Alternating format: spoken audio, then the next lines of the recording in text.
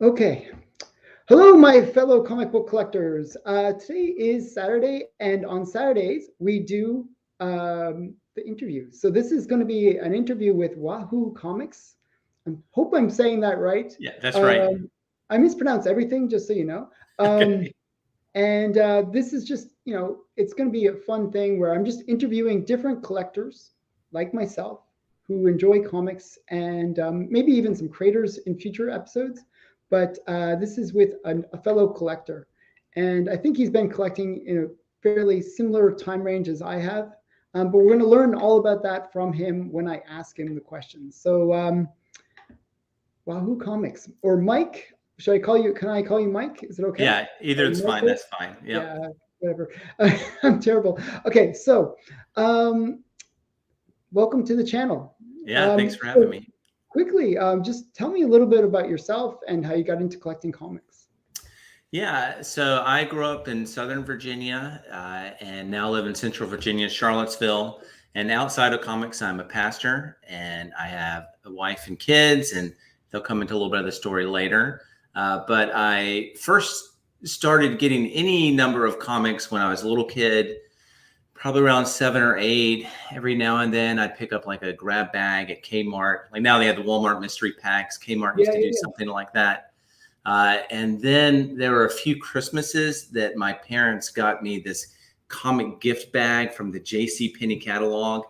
Oh, Like, wow. if any of you remember, yeah, if you're our age, yeah, that was always a big thing, getting these Christmas catalogs.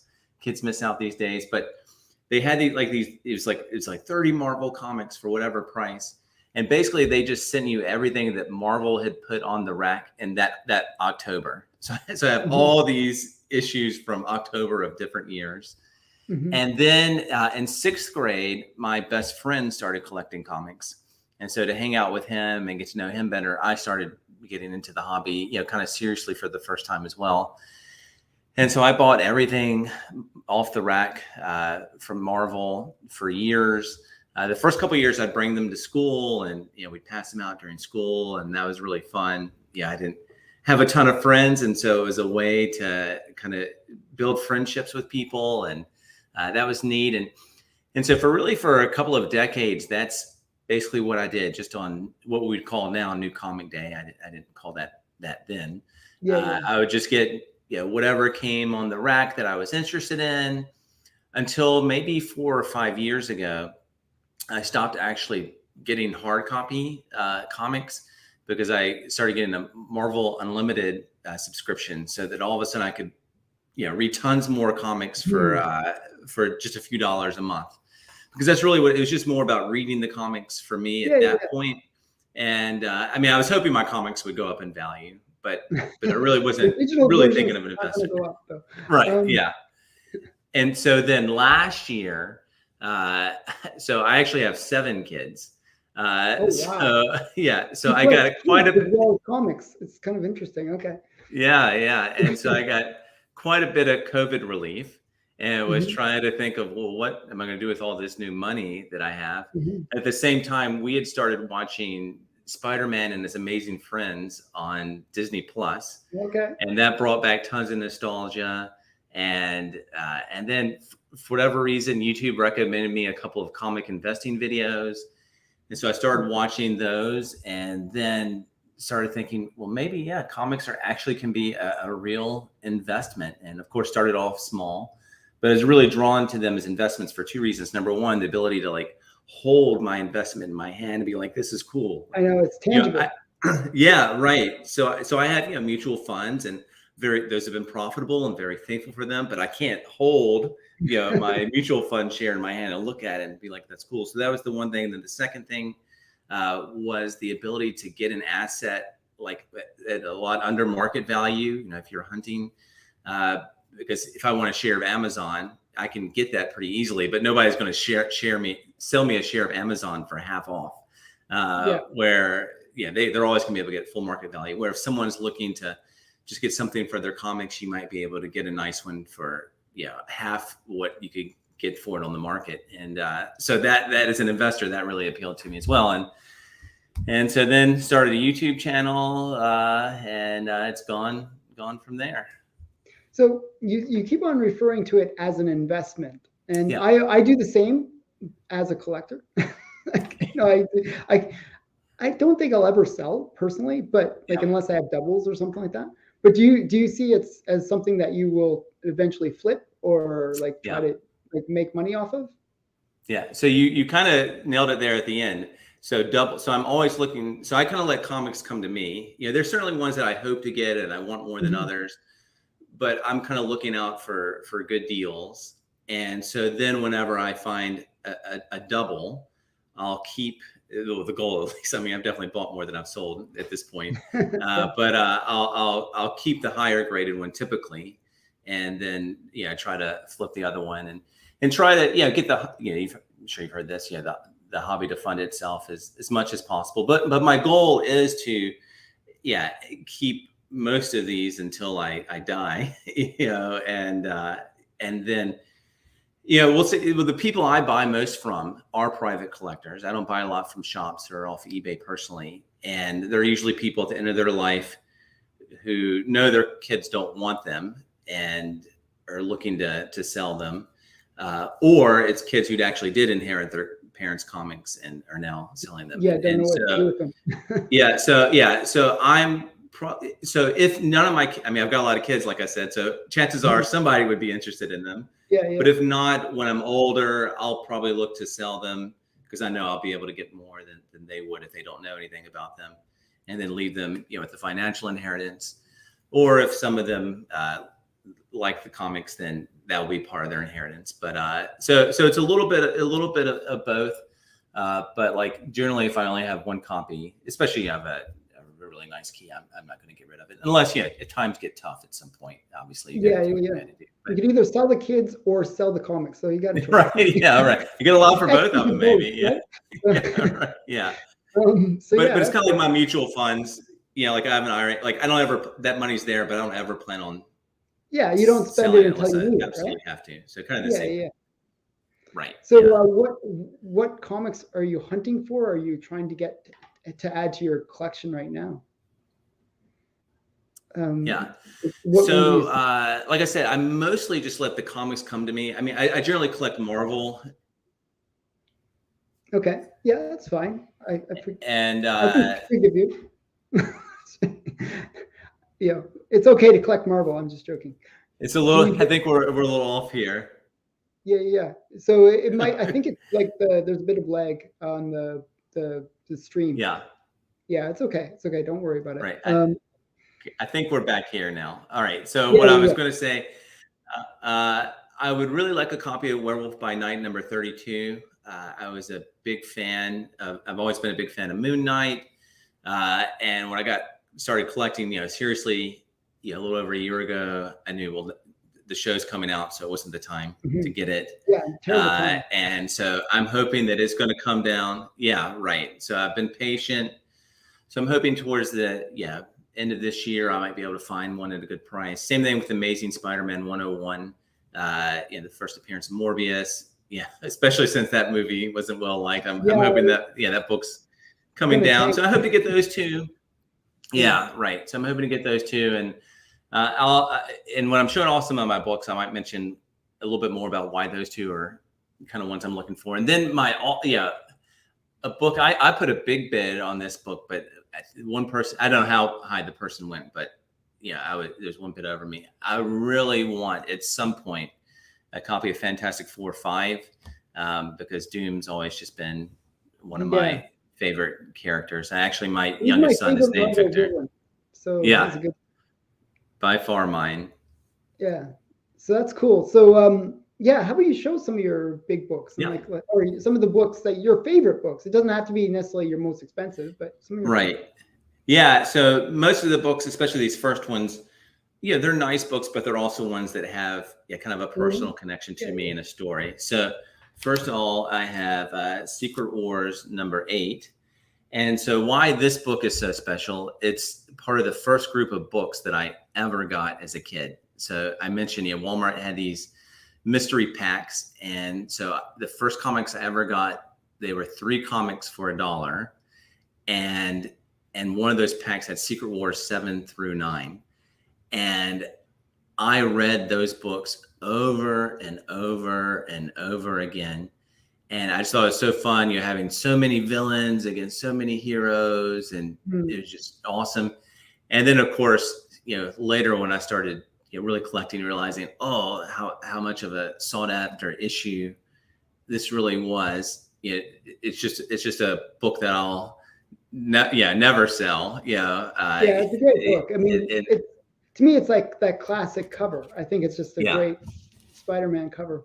Yeah, and I love that most of the covers in that miniseries are pretty awesome. Yeah.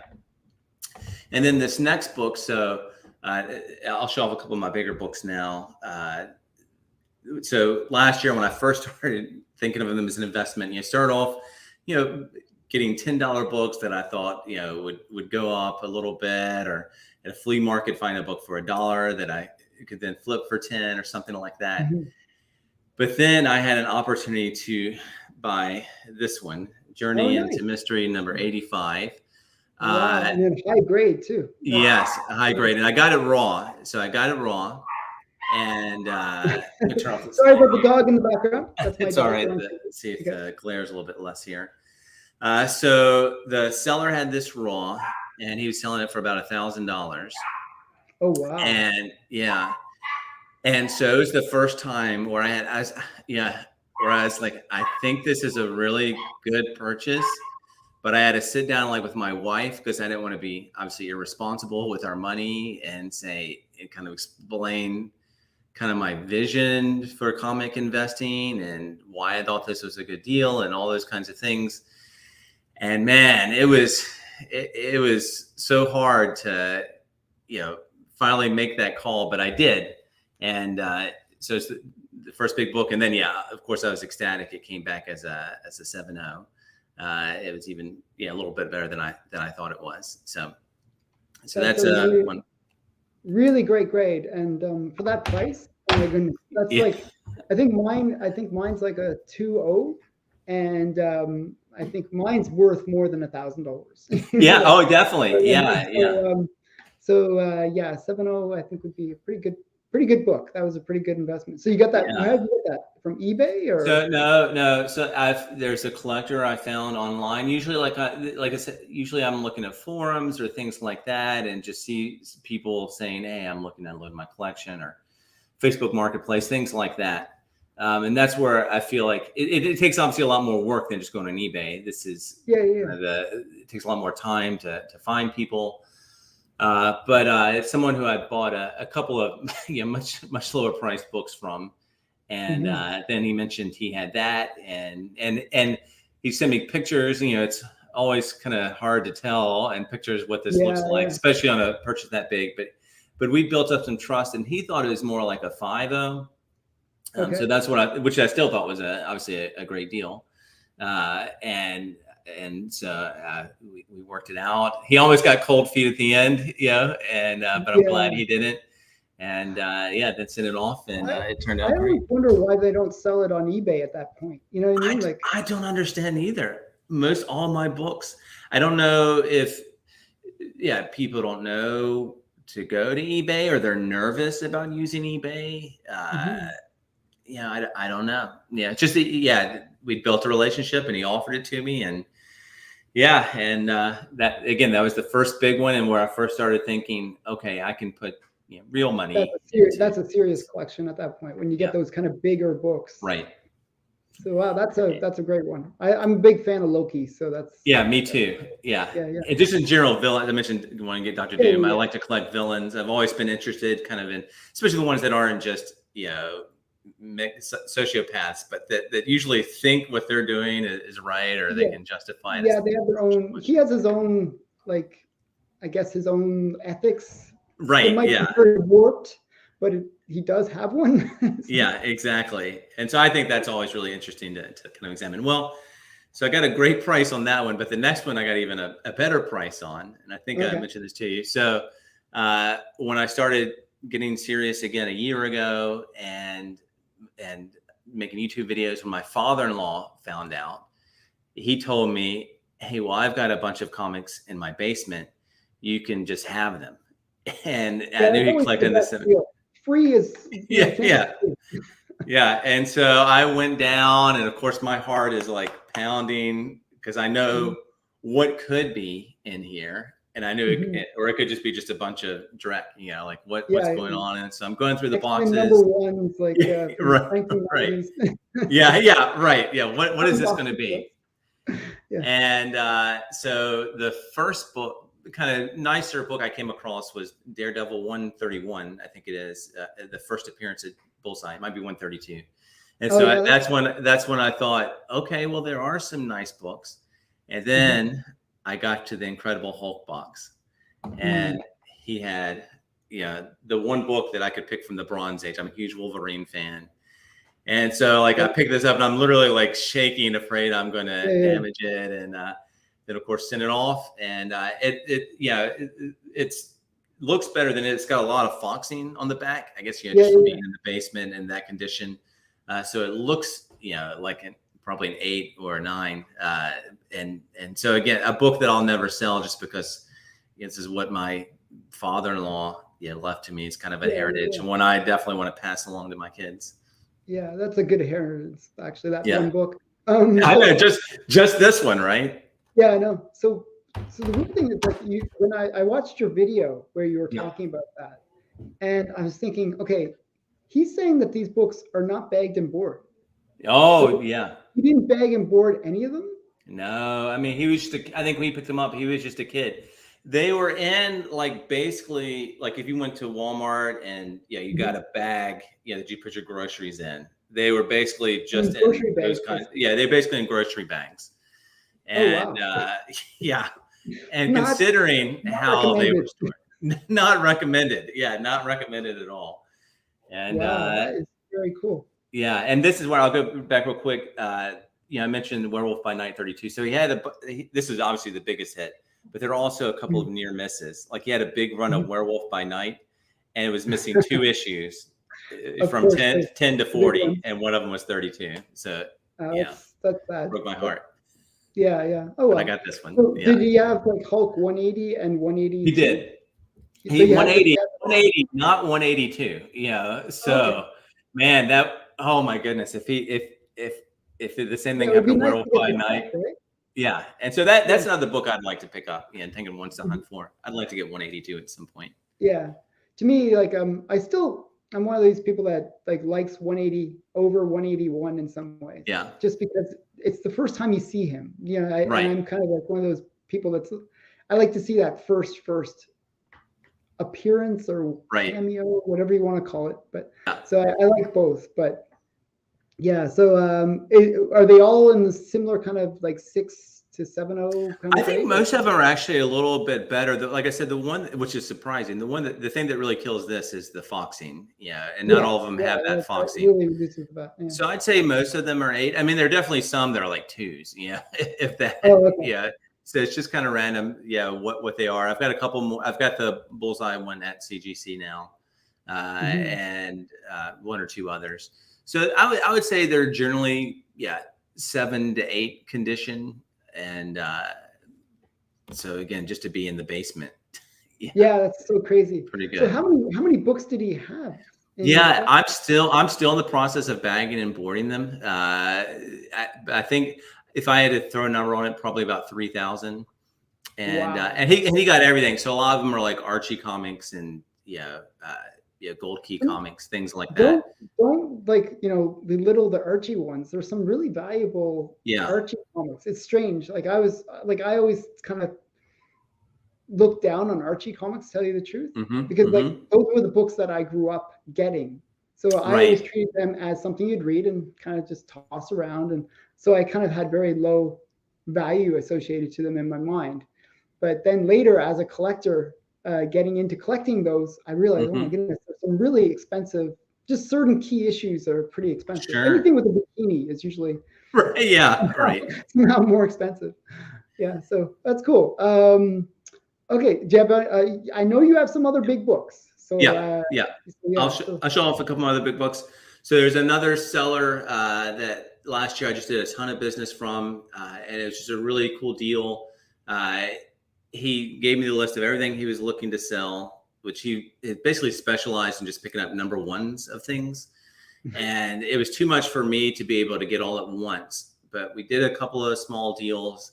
And then he told me, all right, tell me whatever you want and I'll hold them for you and I'll lock in the price. And this is right before the comic boom on some of these.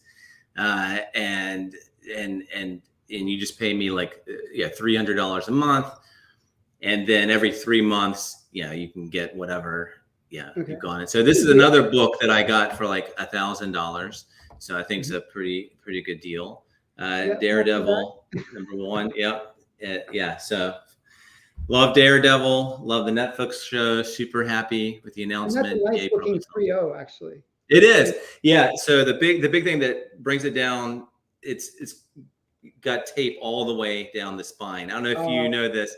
I found this out when I was researching. So there were some dealers back in the day who would tape the spine all the way down to preserve it. Like it would keep the spine from splitting. Crack or whatever. Yeah. And of course, it's before, decades before people really thought of what CGC would do to them.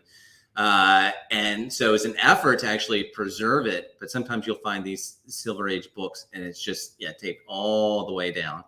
And so that really kills it without. What's that?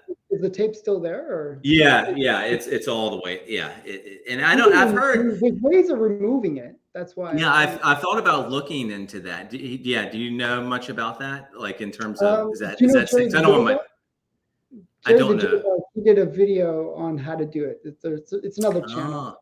Okay, I think he used like some. You have to be really careful because you don't want to, tear the comic, obviously. But there's ways of doing it. I'm paranoid about doing that kind of thing personally. Sure. I wasn't sure how tape affected. I know it's not considered restoration, which is really weird. Right. Yeah. To me, it's much more intrusive than some of the other things that they call restoration. Yeah. But tape is not restoration. But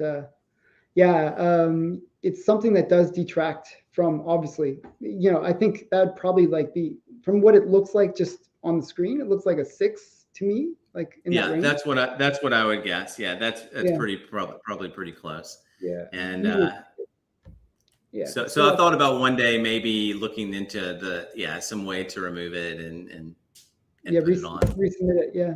Yeah. Because then that becomes it's a big book already. Oh yeah. But at a 6, for some reason 6 represents sort of that transition where it kind of pops in terms of each grade from that point on, just significant increases. So.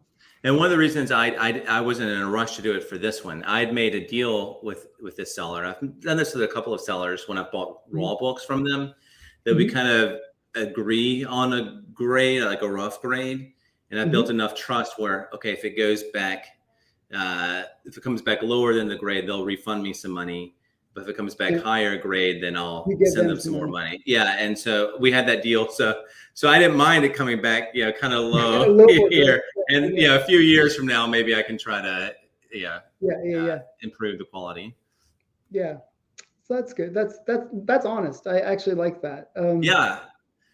It's really done well for me. I've made that deal with a couple of people with these, bigger books. I think if sometimes you feel like you lose out when you don't get that better deal because you're giving back in a way, but it ends up, I think it comes back in a positive that you will, get better deals going forward because people will want to negotiate with you or want to work with you.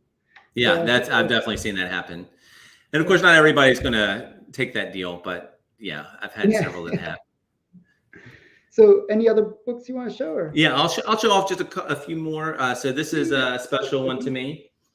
So there's another content creator that I've done not a lot, but 5 or so videos, and we keep in contact with each other. And it's Switch Comics. Marco is the guy's name, and he works at a comic shop. And his all-time grail was a Journey into Mystery '83, first appearance of Thor, and his shop got in a 1.8. And so he gets like a 20% employee discount. And so he had the chance to get his grail at what he thought was a fantastic deal. And so he started trying to sell off a lot of his comics to be able to buy it. And the owner of the shop gave him like 2 months. And he was still several thousand short of what he needed. And so we worked out a deal where he pawned his comics to me. If you guys know what pawning is. So I gave him the money, but he gave me more in value of comic books, so that if he didn't pay me back, then I could easily get my money back. And kind of in exchange for doing that, this is the one I kept, but he gave it to me at a really good deal. And so it's the first appearance of Kingpin, and which is a book I've wanted. One of my long-term goals is to get a full run of Amazing Spider-Man, at least volume 1. And so this is obviously, there's certainly bigger books than this, but a big book from that. And it'll always be kind of a reminder of that deal that we made, and me being able to help a fellow friend get a book that they wanted. So I'm wondering if it's the same guy. It sounds like the same guy. Does he has a YouTube channel where he has like all the comics in the background on the wall? Yeah. And he had on his channel, he had for the longest time just like a space where that comic was going to go. Yeah, so I actually saw that journey, and I didn't realize that you were part of that journey. It's a really small community. Like I don't know him personally, so but I watched his videos, so that's kind of cool. Yeah, that's cool. Yeah, so the story kind of thing. Yeah, and then he just finished paying back like 2 weeks ago. So one of his most recent videos, he got other than this, he got all of his other books back, and so he's put them back up on the wall. And then I'll show. I've got one more kind of bigger one. Yeah, since I just started collecting, I have some of my bigger books. Not as big as some of these, but at CGC, and some I made the mistake of sending them to CCS. So they're stuck in CCS limbo for who knows. Your grandchildren will get them back. So by the time they're ready to inherit them, they'll be there.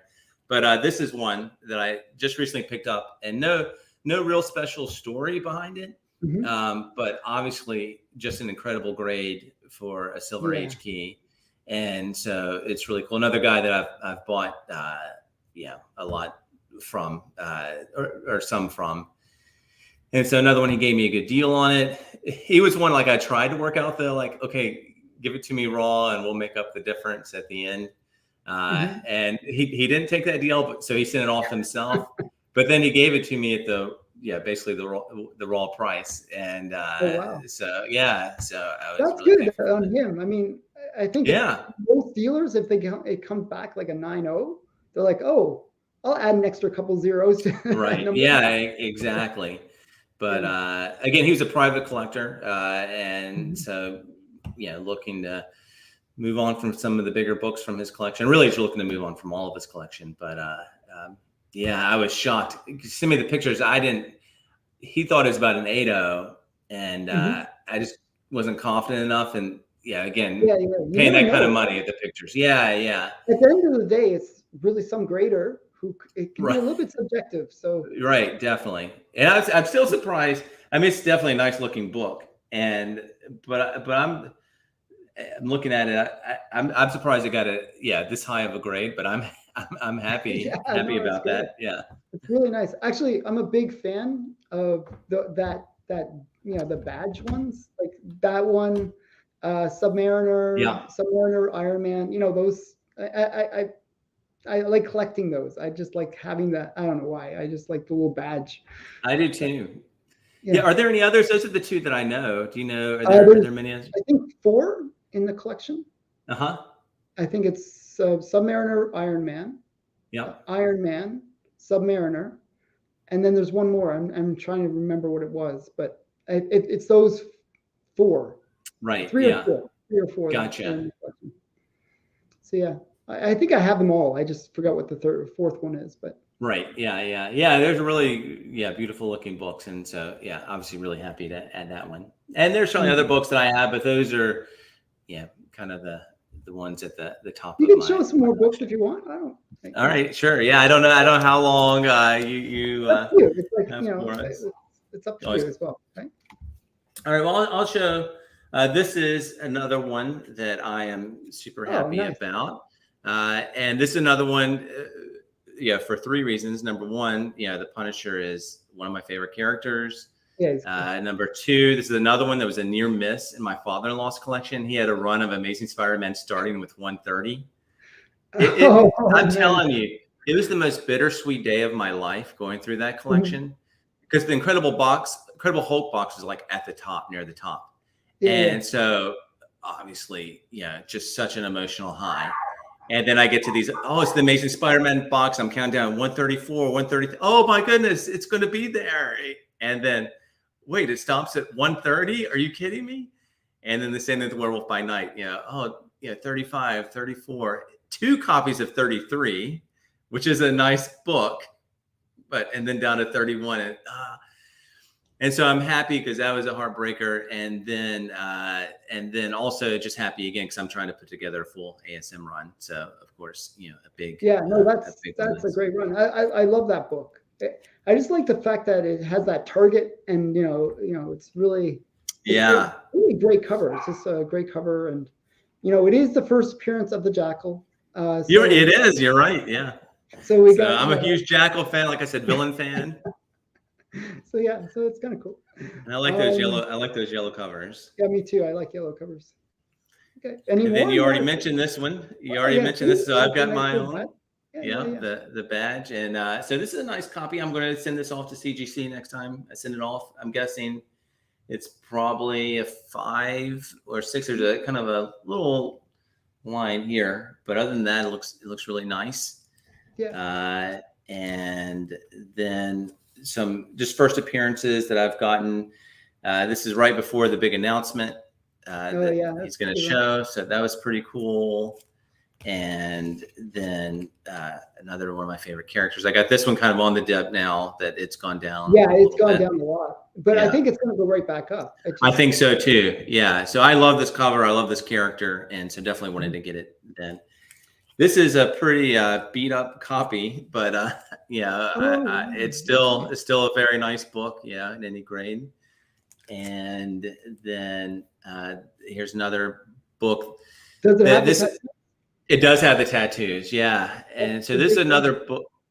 What's that? That's the big thing. Like, that separates it in a way. Yeah. At first, I panicked because I didn't know what the tattoos looked like. Like, have you opened the book and see what they are? I've never seen them. I bought it slab, so I don't know. Okay, yeah. So it's like the tattoos are inside this little flyer. Like it's not obvious that it's tattoos. Okay. It's like an insert. You would see. Like if you had a magazine subscription, I don't know if they do these anymore, but when we were, you had this like little piece of cardboard to subscribe. Yeah, you'd mail in, right? It's basically that. Yeah, it's basically that, and they're like inside the paper, so you have to tear the paper it's really weird, and so my heart dropped when I still got a good deal, still decent, but I thought I got a really great deal. And then my heart dropped. Oh no, the tattoos aren't here. Somebody must have torn them off. And so I finally found a YouTube channel that explained it. I said, oh, awesome. And this is the reason I picked this book. Again, obviously it's a nice ASM key. But 3 times last year, I had a seller who agreed to sell it to me at what a good price, and then just ghosted me. I think they must have done the thing where they said, okay, yeah, sure, sell it for this. Maybe they checked on eBay or something and said, well, I'm gonna, not talk to him. And so I was like, am I ever gonna get this book at a good price? And so thankfully, it's one that I think is going to go up because they're really hinting that he's going to be a villain, in the next maybe 1 or 2 movies. I'm not sure. Probably the next one, I'm thinking actually. Yeah, so I hope so. And then I'll just show off one more for today. Sure. So this one, and this is another one that's a little bit of a story for me. And this is kind of a stand-in, first of all, for my collection in middle school, because the biggest book when I was just buying them to read is at CGC now. I have a New Mutants 98 newsstand. So that's my favorite book from that era of collecting.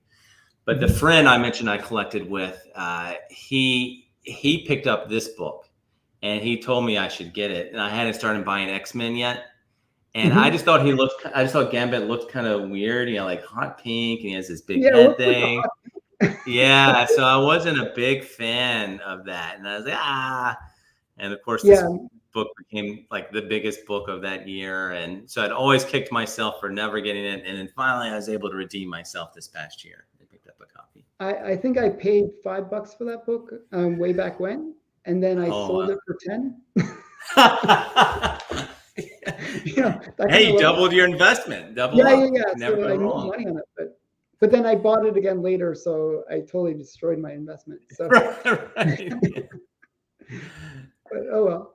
So that's cool. So well, I know that you have a YouTube channel, Mhm. but where can people find you? What are you up to? That kind of thing. What are your Yeah. plans for? Yeah, so my YouTube channel is Wahoo Comics, and I started off making videos a little over a year ago now. And the first few videos, or first year, pretty much was just hunting hauls, and I'd show off what I'd get in the video, and then kind of explain like why I thought they were good books to pick up. But I've started a couple of series that I'm excited about. One is called Comic Investing Tips, and those videos it's usually kind of two parts. The first part I talk about some kind of general economic principle like entry points, or sometimes Mhm. a life principle or something like that you can apply in lots of areas of life, Mhm. which is But the why important part is to apply it to comics. That's yes, and then so that's why and yeah, and then so the joking. second part of the video I'm like, here's a comic or comics Yeah, that I've yeah, yeah. bought I'm that just kind of joking. show this. Yeah, yeah. Yeah, and so yeah, and so that's one, and then the second one is called Character Keys. It's kind of a new one I've started where I'll pick a certain character and then pick 5 different keys at different price points. Mhm. So that if you like yeah, no matter what your budget is, you can find something if you like that character to hunt that I think Mhm. is a nice one to hunt for. So if you're limited to dollar bin diving, here's a book that you could look for that's kind of cool Yeah. associated with the character. Or if you've got the money to really chase after the grails, here's kind of the grail. And so I really enjoy that, and those are the 2 projects I'm most excited about that I've been working on. And I put a video out about once a week, and I That's a think good that starting point. yeah, As long as you're consistent is the big thing. right. Yeah, how often do you put out videos? Every day. Every day. Okay, yeah, Literally every day. yeah. I just recently kind of discovered your channel and Mhm. noticed it was more than me. I didn't realize it is every day. Do you film them like Yeah, every I day? You do a pre-record. different one, or Yeah, I pre-record maybe a bunch and yeah, then schedule them out. yeah. So So I I have thought about maybe doing that, like the day I usually record, doing like recording 2 videos and then releasing yeah. them. I don't do much editing, so I Hmm. keep my I keep my time. Really, what you see, the recorded time is the time that I spend, Gotcha. on the videos. Yeah. But yeah, it's a way to do it. Like if you ever want to like kind of up the volume or of production volume, it's a way of doing it where you just record a bunch of videos all at once and then schedule them out because Right. it Yeah. really does make it What easier. are you most excited about the things you do on your channel? Like a certain thing you enjoy more than others? Like the one thing that really brought me to your channel recently, I know you kind of down like the top 100 in your collection. Yeah. That was really So fun to watch. yeah, yeah. But do you like that, or is there something else you like more? So for me, I'm all like I like the hunt. So I'm looking Mm-hmm. for something that's a little bit obscure. I'm a little bit Mm-hmm. off the radar in terms of the stuff that Mm-hmm. I collect. I like Golden Age, so I'm showing a lot of that Yeah. on my channel. So my collection is kind of outgrown its room that I have in the basement. It's kind of overly packed. I don't know what to do. So yeah, I have a pretty kind of interesting collection. I kind of want to show some of the more hidden books that I don't often show. Mm-hmm. So I picked up some really great books. There's a really great unboxing that's going to happen soon, actually, Cool. All right. where it's going to be how many parts? 8 parts long Wow. because Wow. it was 2 big boxes, like I mean massive boxes Mm-hmm. of Golden Age books. So like Wow. maybe 200 Golden Age books. Wow. Man, Yeah, that's awesome. so So how did you find that? it was so Heritage actually. Like I'm gonna title it like for one of them, it's a Heritage book. thing where they had these mystery boxes. It was not like a true mystery box, but they only showed Sure. 3 of the comics, and they said, "Oh, there's others from that era." Like, that's pretty vague. And there was like 50, and there was 50 in each lot. So you have 50 random, somewhat golden age books. Sure. You never know what you're going to get. And there was some key Carl Barks stuff from Disney, and there was some key first appearances. So it was kind of an interesting lot. I think I paid $200 per lot. So if you think about it, 50 books, 200. Yeah, that seems like a great deal. Like, it seems like a good deal. So I put in a bid that if I win it, I'd be happy. If I didn't win it, it didn't matter, right? So, sure, yeah. Do you do a lot on Heritage? Is that kind of where you get most of your books, or a lot of bigger books? Like, it's really the place to get the more. I'm a key collector, right? So I collect. Right. Like, if you look at the books behind me, like, they're all like these kind of key golden age books. Like, unless you know what they are, like, they're actually big books. So like the one like over my shoulder, that's like a $3,000 book. Oh wow, yeah. And like the one on my other shoulder is another $2,000 to $3,000 book. Right. Wow. Yeah. But people don't know them. It's not like the modern ones where people can say, "Oh, that's Hulk's first appearance," or "That's." These are ones like that are super rare, like maybe less than 10 on the census. Right. And they're Grail books because they're like have historical significance. And do you get them raw, or are they already graded? No, I usually get them graded. When you're buying these kind of more expensive books, it's just a little safer. Sure. Yeah, I guess that makes sense. Yeah. Yeah. So very cool. My work is now my life is coming into the video. I don't know. So thanks for coming on the show. Thanks for having me. Don't walk away. I'm just going to end the broadcast, and then maybe we can do something again in the future. Time you want. And again, thanks for being one of my first interviews. I hope it was fun for you. Yeah, definitely. And, again, thanks. So bye for now, everyone.